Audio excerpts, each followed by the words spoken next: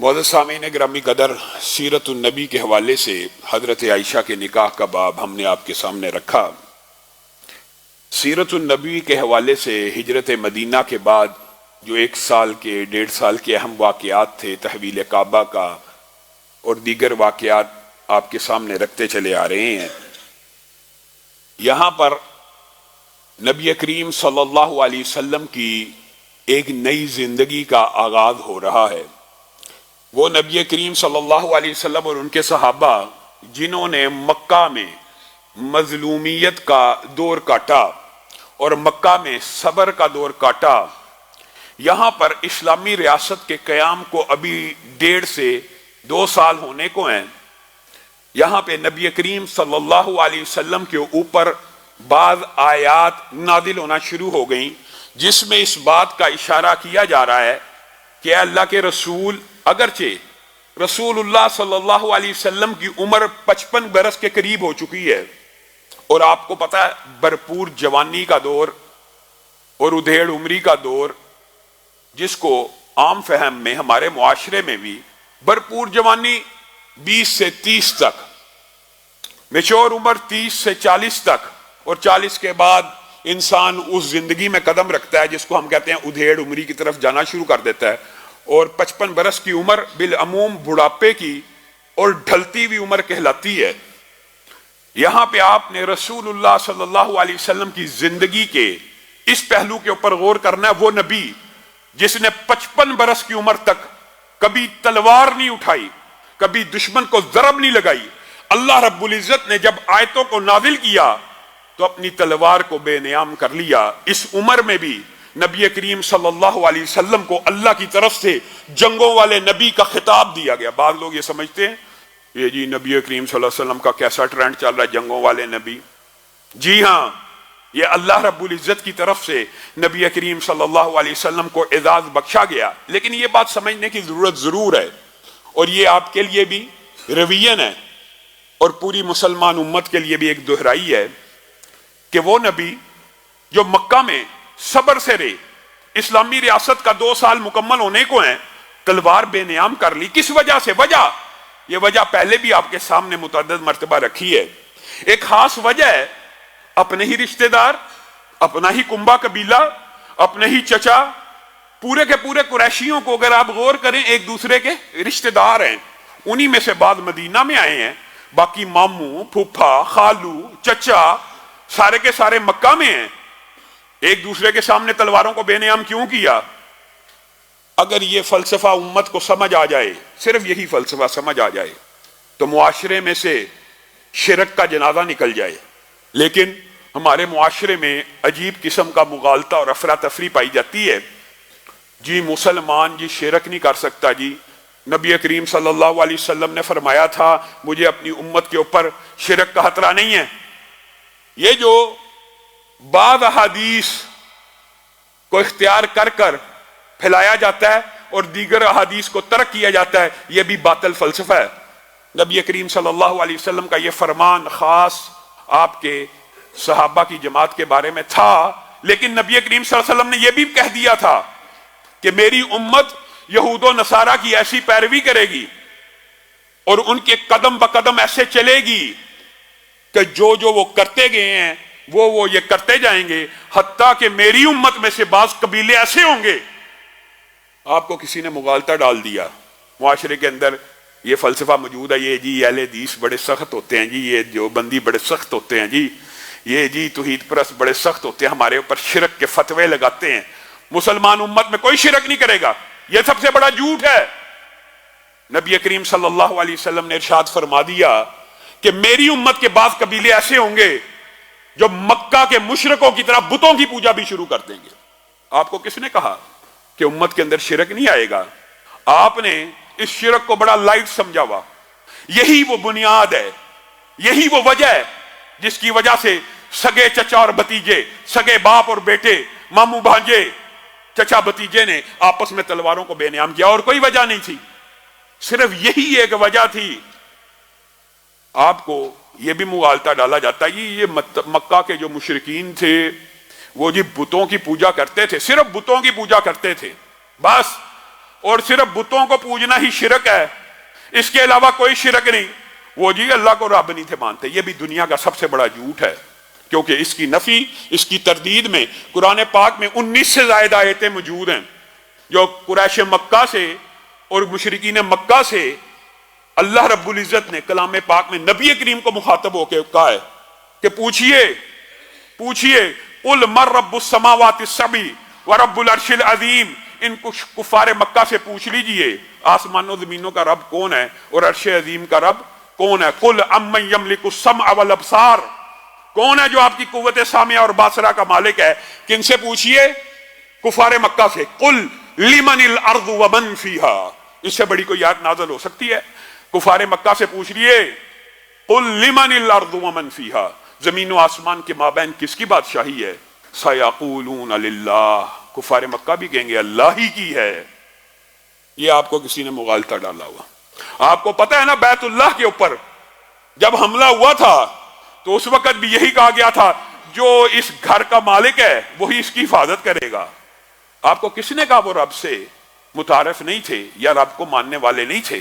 دنیا کے اندر کوئی مذہب ایسا نہیں ہے، کوئی مذہب ایسا نہیں ہے جو ایک مافوق الفطرت سپر نیچرل پاور کو نہ مانتا۔ مذہب کی بنیاد اس عقیدے پہ ہوتی ہے کہ ایک ہستی ہے جو کائنات کا نظام چلا رہی ہے، مذہب کہتے ہیں اس کو ہیں۔ اور جو لا مذہب، بد مذہب، جو لا دین ہوتے ہیں، حقیقت میں صرف وہی رب کا انکار کرنے والے ہوتے ہیں، ورنہ ہر مذہب والا، یہ بات ہو سکتا ہے آپ کے لیے چنبے کی ہو، عیسائیت جی ہاں، یہودیت جی ہاں، ہندو مت جی ہاں، دنیا کے جتنے مذاہب ہیں ان کا عقیدہ اور بنیاد یہ ہوتی ہے ایک سپر پاور ہے، ایک مافوق الفطرت ہستی ہے، ایک ہے، اور اس کو کیا کہتے ہیں؟ توحید ربوبیت۔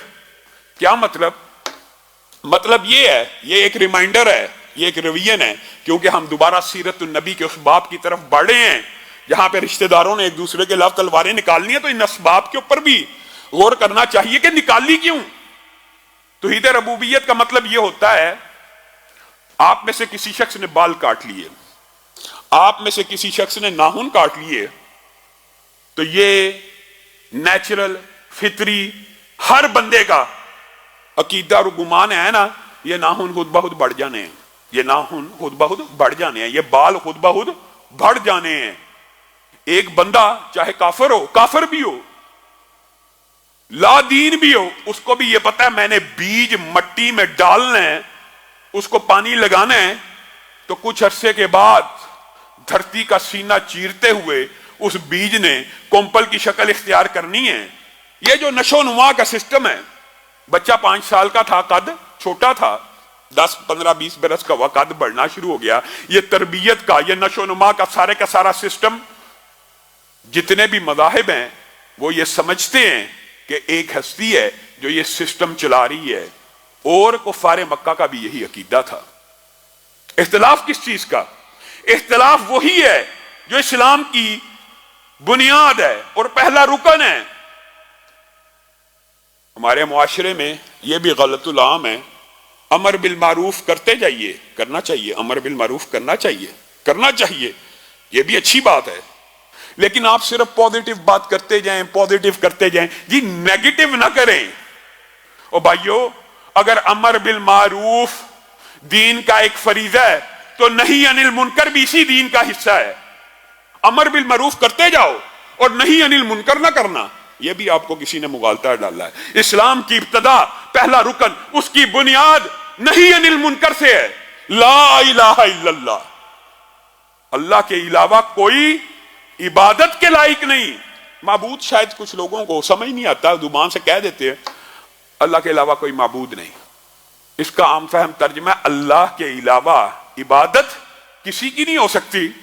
اگر زبان سے لا الہ الا اللہ کہہ کے بھی سجدہ غیر اللہ کو کرنا ہے، سجدہ پیر کو کرنا ہے، سجدہ قبر کو کرنا ہے، سجدہ حجر کو کرنا ہے، سجدہ شجر کو کرنا ہے، تو آپ نے لا الہ الا اللہ کا ترجمہ سمجھا ہی نہیں۔ لا الہ الا اللہ، اور بھائی توحید ربوبیت کے اوپر تو اختلاف موجود ہی نہیں۔ آپ ساری زندگی توحید ربوبیت بیان کرتے رہتے ہیں، پھل بنائے پھول بنائے، یہ بھی ٹھیک ہے، ندی نالے جھرنے، کوے کی کائیں کائیں، چڑیوں کا چہچہانا، فصلوں کا لہلہانا، یہ بھی بیان ہونا چاہیے، انکار نہیں کر رہے، لیکن کیا ساری زندگی یہی بیان کرتے رہنا ہے؟ جو وجہ اختلاف ہے، جو نقطہ اعتراض ہے، اس کو بیان نہیں کیا جاتا۔ لا الہ الا اللہ، اختلاف تو یہ تھا کہ عبادت کا کوئی بھی فعل اللہ کے علاوہ کسی کی ذات کو لائق نہیں۔ اور میرے بھائیوں، کتنی عام فہم بات ہے، عبادت کیا ہے؟ سجدہ عبادت ہے کہ نہیں؟ رکوع عبادت ہے کہ نہیں؟ ذکر عبادت ہے کہ نہیں؟ دعا سب سے زیادہ شرک کا جو دباچہ ہے وہ اس باب کے اندر ہے۔ دعا عبادت ہے، عبادت کی سردار ہے، مخ العبادہ ہے۔ میں بریلوی علماء کی ان کی قدر کرتا ہوں جنہوں نے یہ فتوے دیے کہ قبر کو سجدہ حرام ہے، ٹھیک ہے، مانتے ہیں، آپ نے درست فتویٰ دیا، لیکن آپ معاشرے کے اندر جہالت دیکھ لیجئے، مزاروں پہ چلے جائیے، آپ نے فتویٰ تو دے دیا کہ قبر کے اوپر سجدہ نہیں ہونا چاہیے، لیکن ایمانداری سے بتلائیے کہ وہاں پہ سجدے ہو رہے ہیں کہ نہیں ہو رہے؟ ہو رہے ہیں۔ قبر کو سجدہ تو دور کی بات ہے، زندہ انسانوں کو آپ سوشل میڈیا کے اوپر ویڈیوز دیکھ لیجئے، زندہ انسانوں کو سجدے ہو رہے ہیں، پیر صاحبوں کو سجدے ہو رہے ہیں، اور پھر کبھی ان سے بحث ہو جائے، ان کے بعد دلائل ہیں ماشاءاللہ، جی فرشتوں نے آدم کو سجدہ کیا تھا، جی یوسف کو ان کے باپ بھائیوں نے سجدہ کیا تھا۔ اب آپ خود بتلائیں، جب عقل کے اوپر ایسا پردہ پڑ جائے، پرانی شریعتوں میں اللہ رب العزت نے اگر تعظیم کے لیے کچھ چیزیں روا رکھی تو امت محمدیہ کے اوپر اس سجدے کو تعظیم کے لیے بھی حرام کر دیا، کیونکہ نبی کریم صلی اللہ علیہ وسلم نے ارشاد فرما دیا، ایک بندے نے رسول اللہ صلی اللہ علیہ وسلم کو آگے سجدہ کر دیا، عبادت کا نہیں، معبود مان کے نہیں، تعظیم کے لیے، احترام کے لیے، رسول اللہ صلی اللہ علیہ وسلم نے کہا سر اٹھاؤ، سر اٹھاؤ، یہ کیا کر رہے؟ اگر میں محمد صلی اللہ علیہ وسلم اپنی امت میں کسی کو احترام کا، تعظیم کا سجدہ کرنے کی اجازت دیتا تو بیوی کو اجازت دیتا کہ اپنے خامند کو سجدہ کر لے۔ اگر احترام کا، تعظیم کا، عزت کا سجدہ بیوی کے لیے اس امت محمدیہ اور شریعت میں جائز نہیں ہے، پیر صاحب آپ کے لیے جائز ہو گیا ہے؟ یہ کس قدر ناروا بات ہے، یہ کس قدر جسارت ہے۔ عبادت کا کوئی بھی فعل، یہ تو تعظیم کی بات ہے، تعظیم کے لیے جائز نہیں ہے، اور آپ حیران رہ جائیں گے لوگ عبادت کے لیے بھی کر رہے ہوتے ہیں۔ اسی طرح معاشرے میں بہت بڑا غلط العام ہے، بہت بڑا غلط العام ہے، اور اس کے اندر جہالت کا عذر چلتا ہے، اکثر لوگ نہیں جانتے یہ معاملات کو، لیکن یہ شرک کے دباچے ہیں، یہ ابتدا ہے۔ میرے بھائیوں، کتنی صاف ستھری، سیدھا سچا، روشن دین ہے۔ رسول اللہ صلی اللہ علیہ وسلم ارشاد فرماتے ہیں، ایک بندہ مفہوماً آپ کے سامنے رکھ رہا ہے، نماز پڑھ رہا ہے، کس کے لیے؟ اللہ کے لیے۔ نماز تو بندہ اللہ کے لیے پڑھتا ہے نا۔ بعض لوگ نمازیں بھی قبر والوں کے لیے اور پیروں فقیروں کے لیے پڑھتے ہیں۔ نماز ایک بندہ اللہ کے لیے پڑھ رہا ہے، رکوع کس کو کر رہا ہے؟ اللہ کو۔ سجدہ کس کو کر رہا ہے؟ اللہ کو۔ حمد کس کی پڑھ رہا ہے؟ اللہ کی۔ ایک بندہ مسجد میں داخل ہو گیا اور اس کے داخل ہونے کی خبر اس نماز پڑھنے والے کو مل گئی، اس داخل ہونے والے کے لیے اس نے اپنے سجدے کو لمبا کر لیا۔ عبادت کس کی ہو رہی ہے؟ اللہ کی۔ سجدہ لمبا کس کے لیے کیا جا رہا ہے؟ یہ بندہ جو آیا ہے، یہ مجھے دیکھ رہا ہے، تو میں سجدہ تو اللہ کو ہی کر رہا ہوں، تھوڑا لمبا کر لیتا ہوں تاکہ یہ دیکھے میں کیسی عمدہ عبادت کر رہا ہوں۔ ایسی نماز رسول اللہ کے فرمان کے مطابق ضائع ہو گئی۔ کیوں؟ کیونکہ اس میں ریاکاری کا عنصر شامل ہو گیا۔ وہ رب جو اپنے لیے پڑھے جانے والی نماز کو ریاکاری کی وجہ سے قبول نہیں کرتا، کتنی عام فہم بات ہے۔ ریاکاری بھی، شرک خفی ایک ایسی چیز ہے کہ حقیقت میں یہاں پہ عبادت اللہ کی ہو رہی ہوتی ہے، صرف دکھلاوا مقصود ہے، اور دکھلاوا بہرحال شرک کی وہ قسم نہیں ہے ریاکاری تو ہے لیکن یہ اخلاص سے عاری ہو گیا. صرف ریاکاری کی بنیاد پہ کیا جانے والا حج، عمرہ، نماز، زکوٰۃ، روزہ اللہ قبول نہیں کرتا. تو غیر اللہ کے لیے کی جانے والی عبادت اور غیر اللہ سے کی جانے والی دعا اللہ قبول کرتا ہے.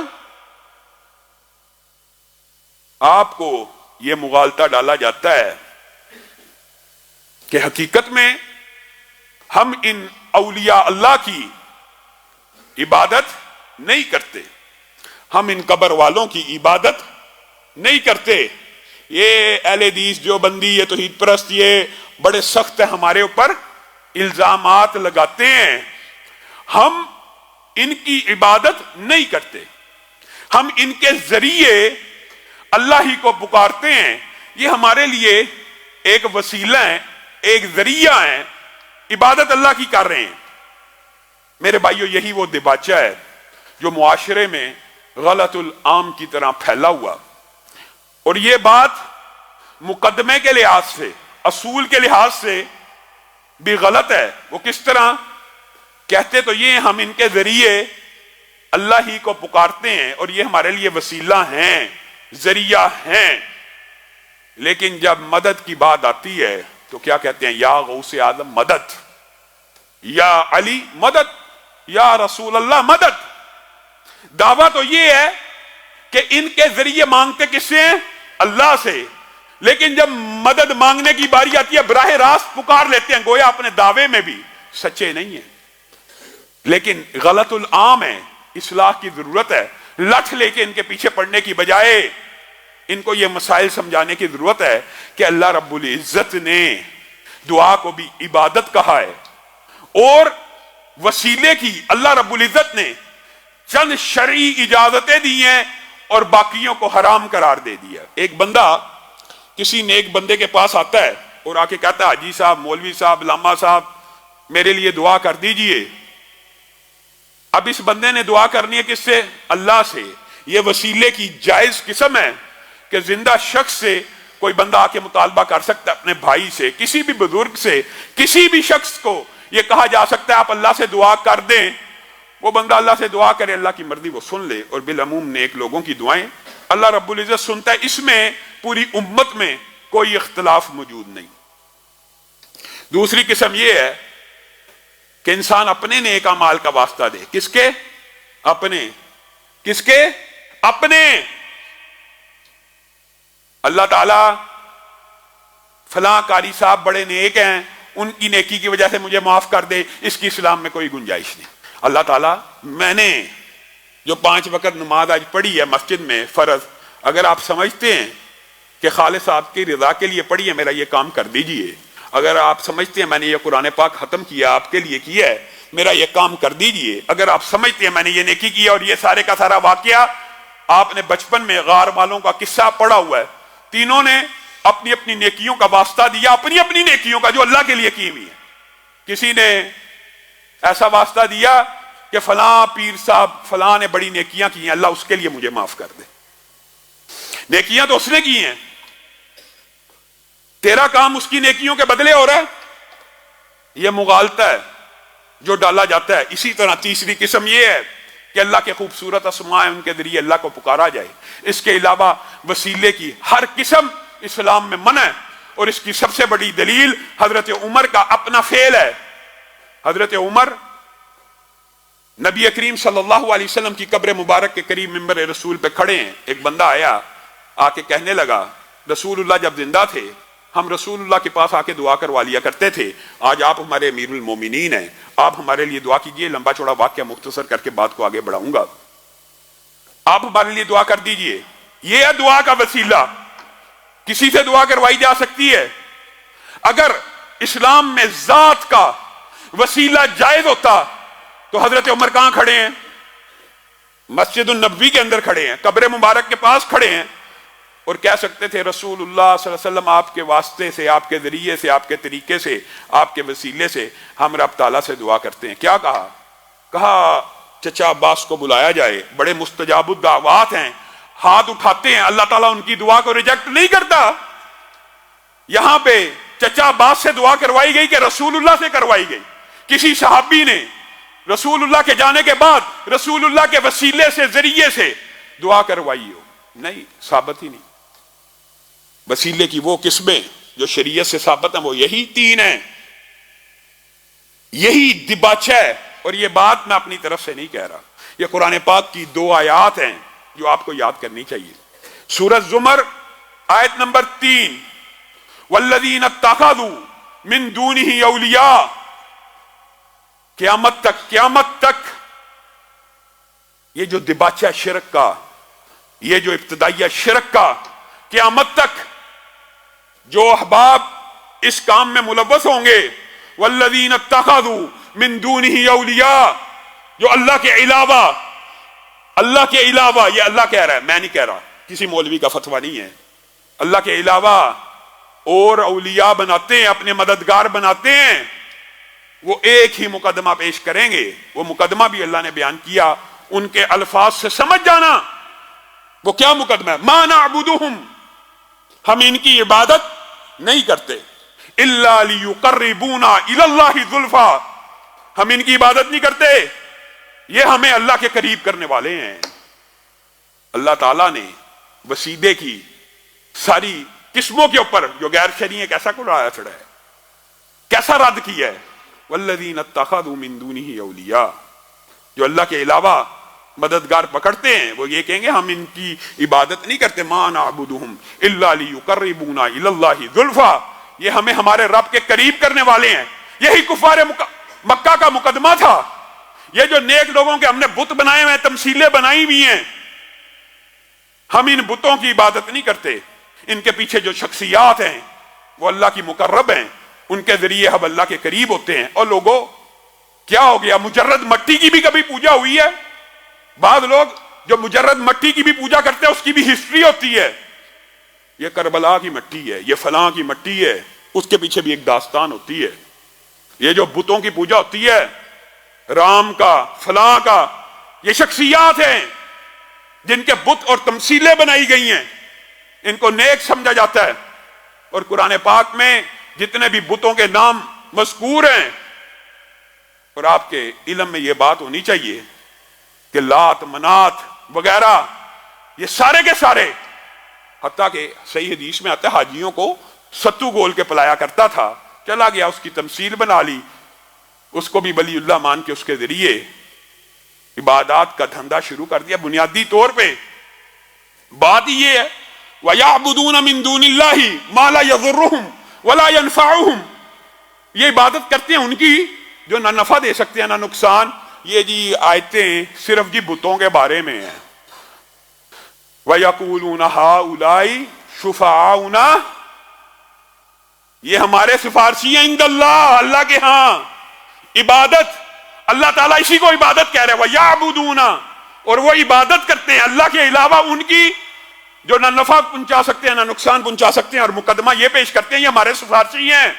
اور اللہ تعالیٰ کہتا ہے قیامت کے دن یہ سارے کے سارے سفارشی ان کی اس عبادت کا بھی انکار کریں گے اور ان کی اس پکار کا بھی انکار کریں گے۔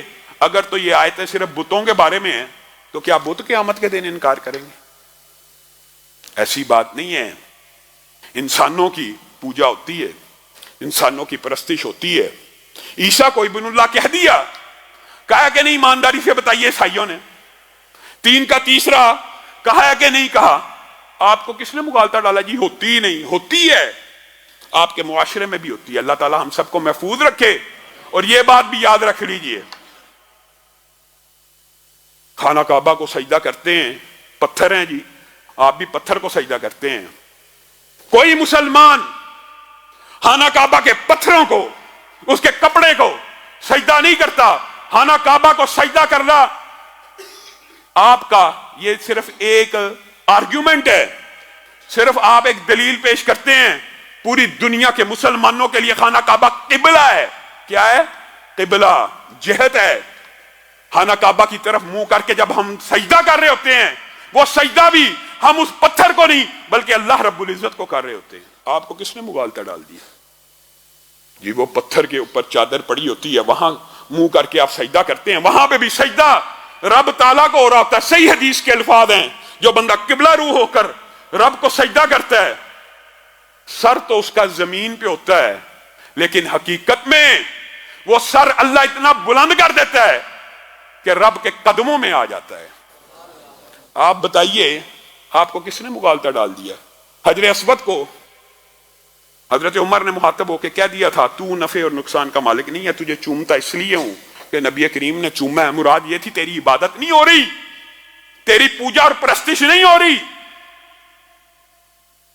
آپ اور میں ہم یہ سمجھتے ہیں کہ رسول اللہ صلی اللہ علیہ وسلم نے بس تلوار نکال لی. اس مقدمے کو سمجھنا بھی ازحد ضروری ہے.